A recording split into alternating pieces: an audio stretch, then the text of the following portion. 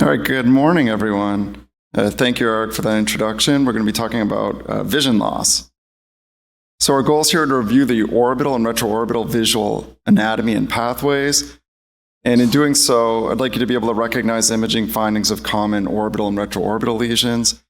And you should be able to correlate the clinical symptoms of vision loss with your knowledge of the visual pathways and be able to localize a lesion without even looking at the images in some cases.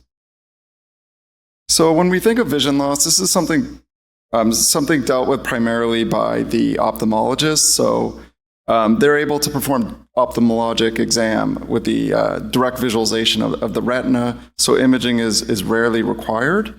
And ophthalmologists are great at diagnosing a lot of diseases of the globe itself, like retinal detachment, retinitis, and ophthalmitis. However, there are some red flag symptoms in patients with vision loss that should prompt imaging. That includes an abrupt onset of vision loss, diplopia or double vision, ophthalmoplegia, which is painful eye movements, and then any patient with proptosis or exophthalmos. For the anatomy of the globe, we have different layers. We have the fibrous layer, which is the peripheralmost layer. Posteriorly, it's this opaque layer called the sclera. As we come anteriorly, the fibrous layer becomes clear as the cornea. The vascular layer, shown in red here, is the choroid, which also includes the ciliary body anteriorly and the iris. The neural layer in yellow is the pigmented retinal epithelium. This is the light-sensing layer of the eye. And then the anterior segment includes the anterior chamber and the posterior chamber, which is in front of and behind the iris, but in front of the lens and suspensory ligaments. So this contains aqueous humor, clear fluid. And then the posterior segment here is mainly the vitreous body, which is a gel-like substance. And you can see a lot of these structures are readily visible on imaging. So you can see the lens, you can see the iris here, the cornea, the sclera, and so on. In terms of the orbit itself, the bony orbit, there's different spaces. We have the conal space, which is comprised of the cone of extraocular muscles. And all the muscles arise from a thick fibrous structure, connective tissue called the annulus of Zinn at the orbital apex. And the extraocular muscles are all interconnected by a non-visible connective tissue sheath. And in terms of the innervation of the extraocular muscles, the superior oblique is innervated by the trochlear nerve, cranial nerve 4, lateral rectus is by the abducens, cranial nerve 6, and then the remainder of the rectus muscles in the inferior oblique are innervated by the oculomotor nerve, cranial nerve 3. And you can see the extraocular muscles pretty well on all imaging modalities. In terms of the intraconal orbit, this is the space between the cone of extraocular muscles, and it mainly is comprised of cranial nerve 2, the optic nerve. You have the superior ophthalmic artery and vein, ophthalmic artery and superior ophthalmic vein. You also have the cranial nerves 3, 4, and 6. So you can see it's mostly fat in cranial nerve 2 that you can visualize on imaging. The extraconal orbit is that space peripheral to the extraocular muscles. It's a very small space. It's comprised mainly of fat, and it has the periosteum of the orbital bone as well as branches of cranial nerves V1 and V2. For the orbital septum, this is something we frequently talk about, but we're not able to visualize on imaging. And this is a tough sheet of connective tissue that extends roughly from the lacrimal duct all the way out to the frontozygomatic suture. And this serves as a protective barrier against the spread of infection and tumor.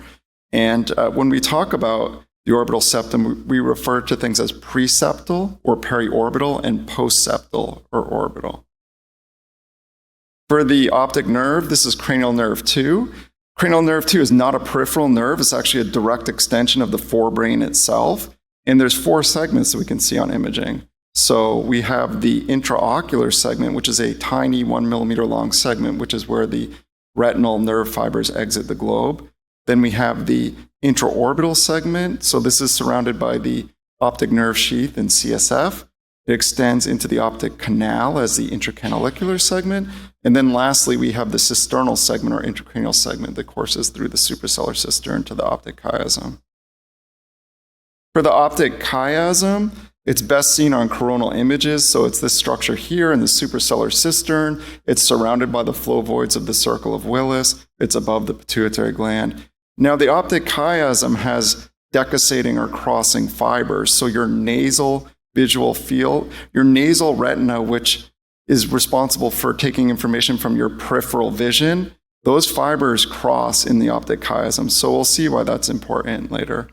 And then the optic tracts extend backwards from the optic chiasm over to the thalamus, the lateral geniculate nucleus, through the suprasellar cistern.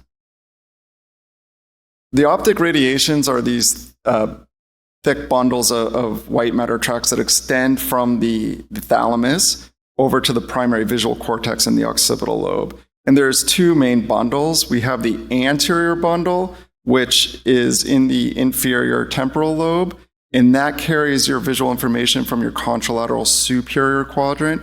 And then higher up in the parietal lobe, we have the posterior bundle, which carries information from your contralateral inferior quadrant.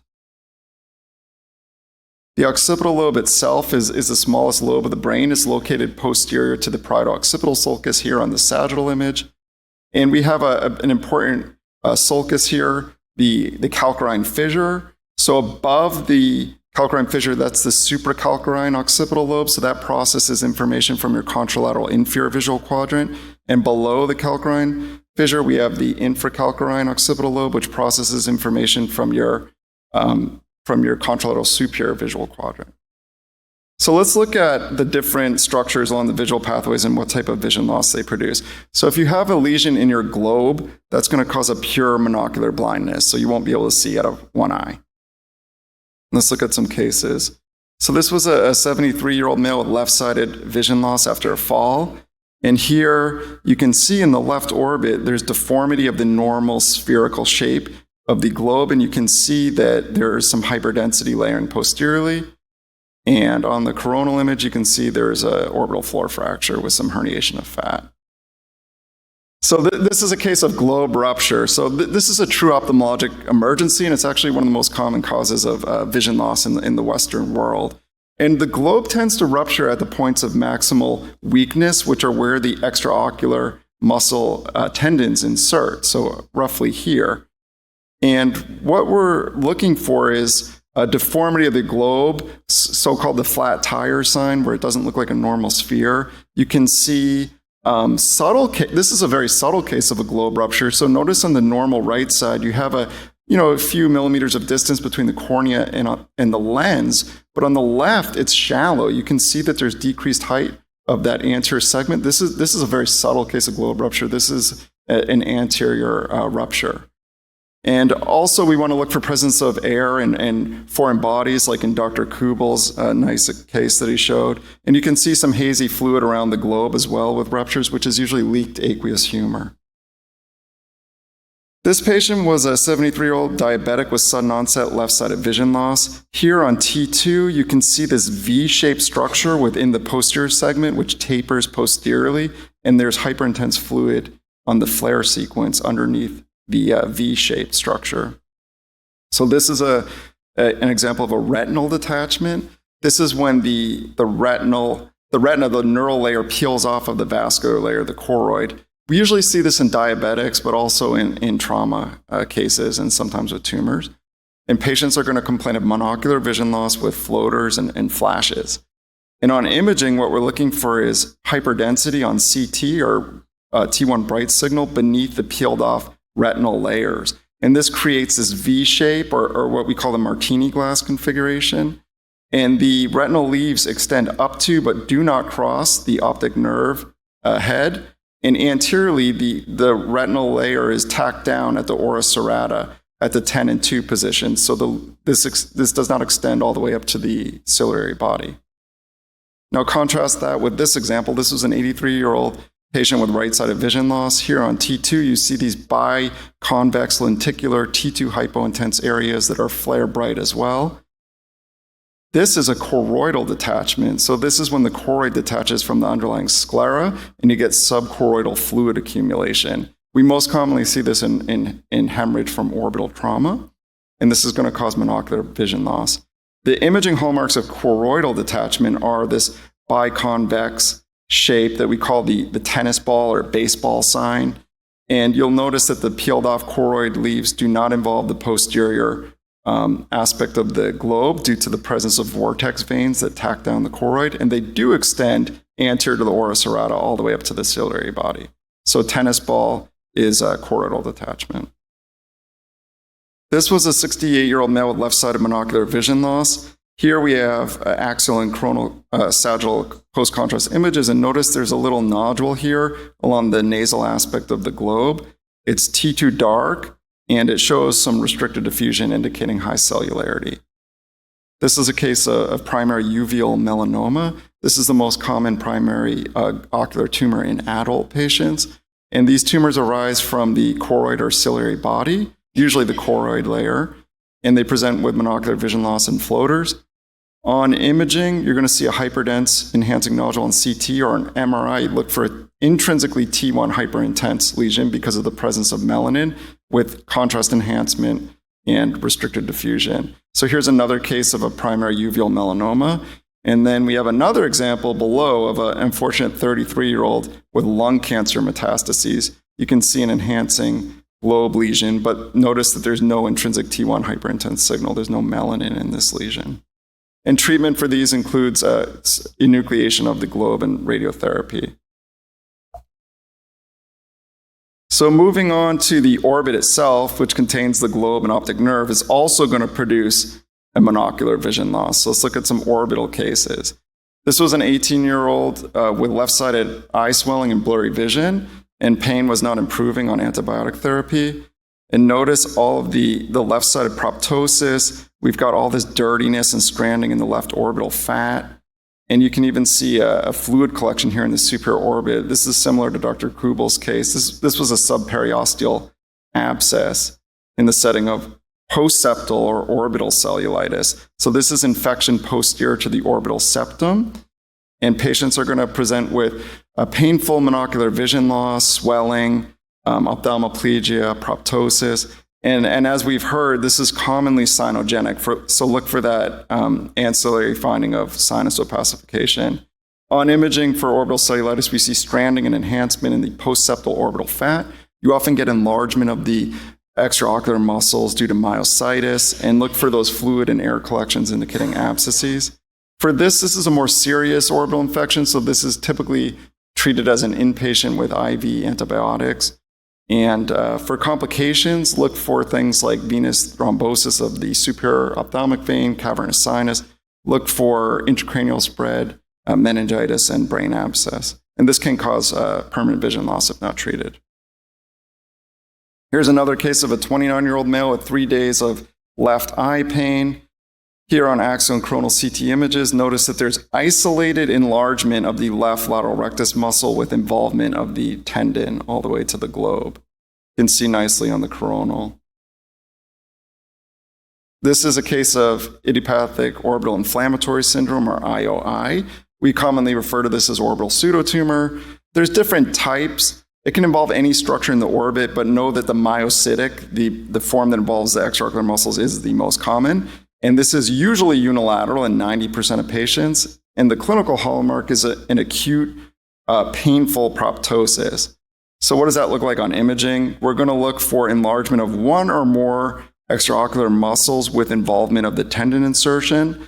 It loves to involve the lateral rectus in isolation, but it can involve any muscle. And you may see some nonspecific inflammatory stranding. And these will respond beautifully to steroid treatment. The patient will get better in very short order. Contrast that to this case. This was a 40-year-old female with proptosis. Here on axial and coronal fat sat post-contrast MR images, we see diffuse involvement of all of the extraocular muscles bilaterally with sparing of the tendon insertion. So this is a case of thyroid eye disease.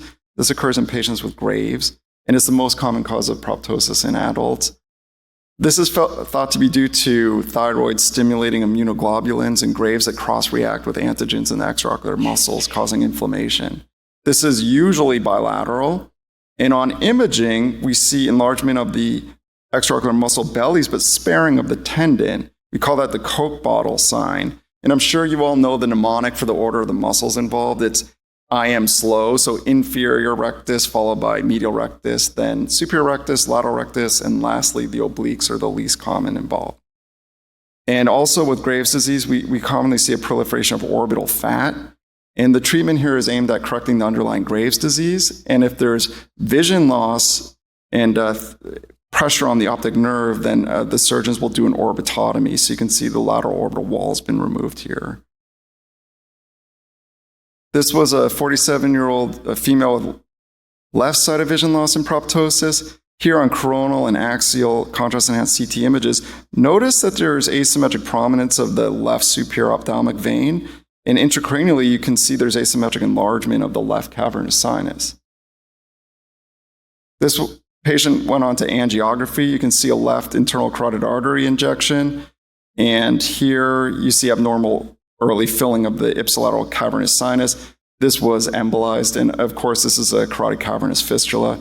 These are simply abnormal communications between the internal carotid artery and the ipsilateral cavernous sinus.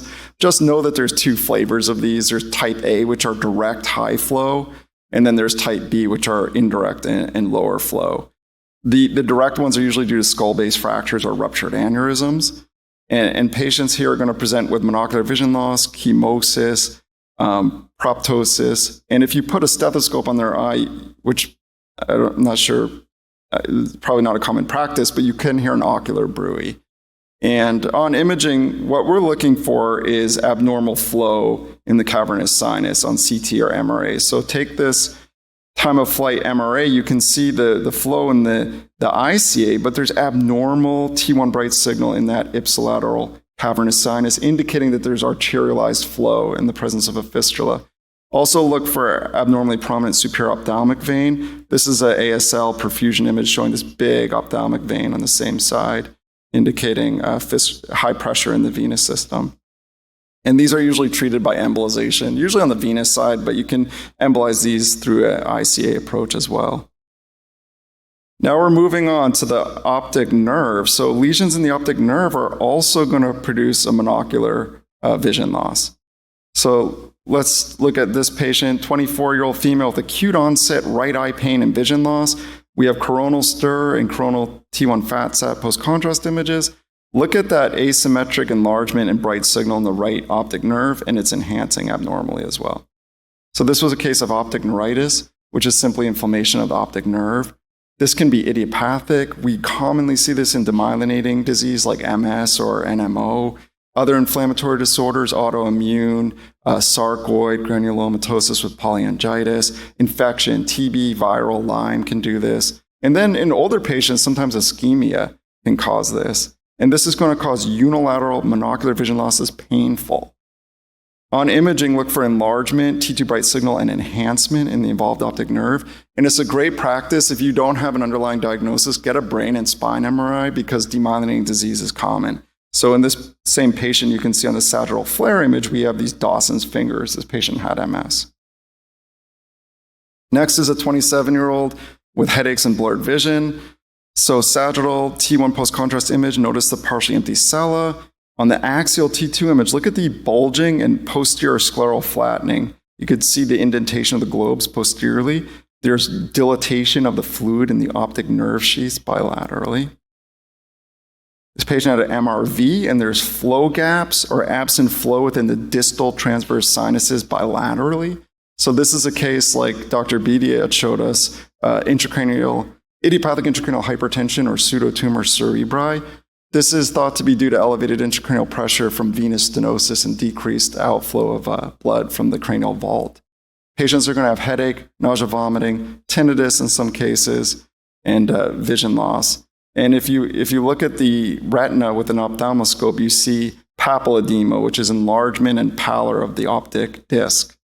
The imaging findings of IIH are partially empty sella, dilated tortuous optic nerve sheaths, flattening of the posterior sclera, and as we saw, absent flow or narrowing of the distal transverse sinuses. This was a child, a 6-year-old with progressive left-sided vision loss. Here on axial and coronal T2 images, we see fusiform enlargement of the optic nerve itself and some subtle enhancement on post-contrast imaging. This is an optic nerve glioma. These patients are going to present with slowly progressive monocular vision loss and proptosis. We commonly see these in kids, especially those with NF type 1, and the tumors tend to be benign pilocytic astrocytomas in most cases. Adults do get these, but unfortunately they tend to be high grade, like glioblastomas with a poor prognosis. On imaging, what we're looking for is fusiform enlargement of the optic nerve itself, which will have some high T2 signal and will variably enhance. Now, the differential diagnosis for that is primarily an optic nerve sheath meningioma, which I'm showing here below, and these will wrap around the optic nerve itself and not involve the nerve. So they're usually pretty easy to differentiate. Now we're moving backwards to the optic chiasm. And as I mentioned before, the nasal fibers will decussate or cross in the optic chiasm. So any lesion in the central aspect of the chiasm is going to produce a bitemporal hemianopia or tunnel vision. So this was a 35-year-old sudden onset severe headache, bitemporal hemianopsia, and ophthalmoplegia. Here on sagittal T1, we see this intrinsically bright suprasellar mass. On T2, it's compressing and lifting up the optic chiasm, and it's markedly heterogeneously enhancing.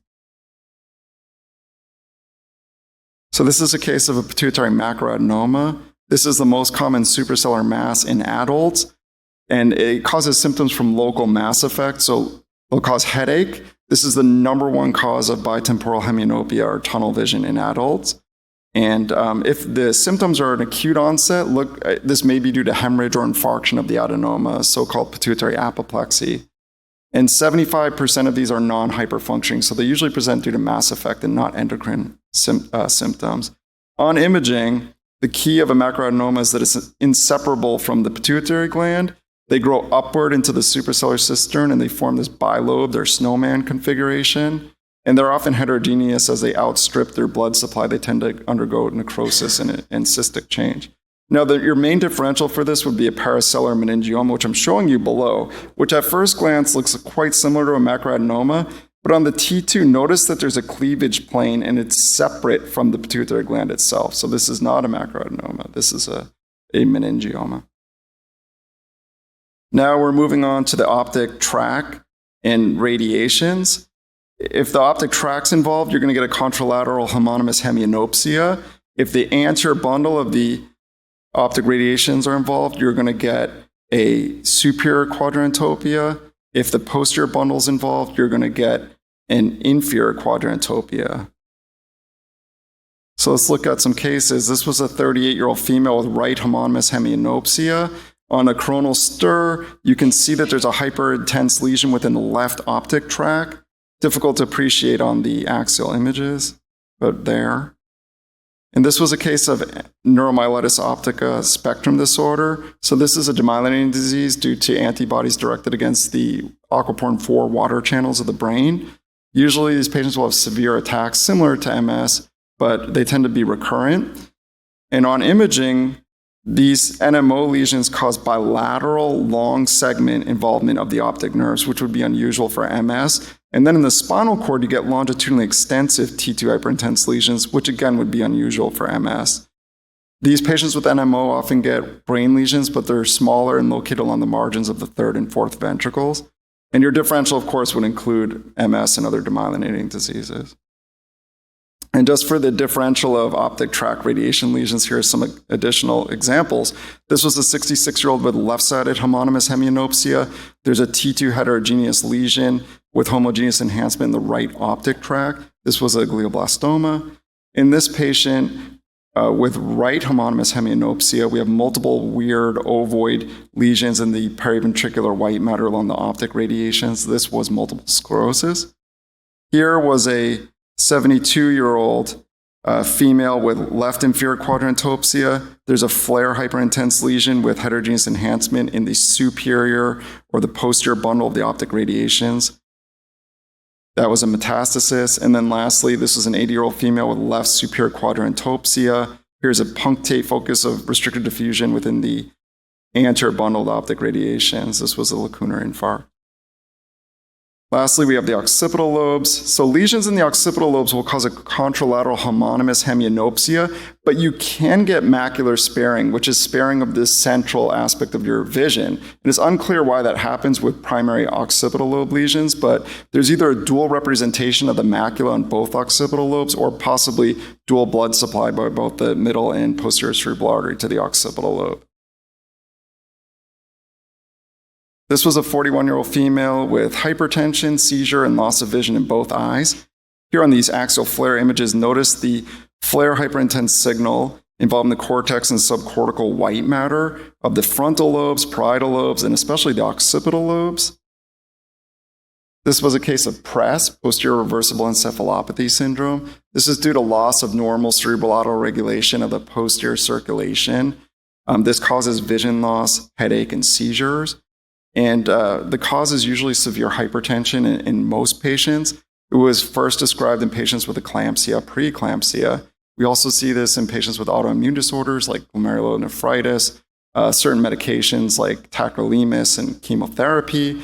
And on imaging, what we're looking for is hyperintense signal in the cortex and subcortical white matter, typically of the parietal and occipital lobes, but also the frontal lobes. And it tends to be relatively symmetric.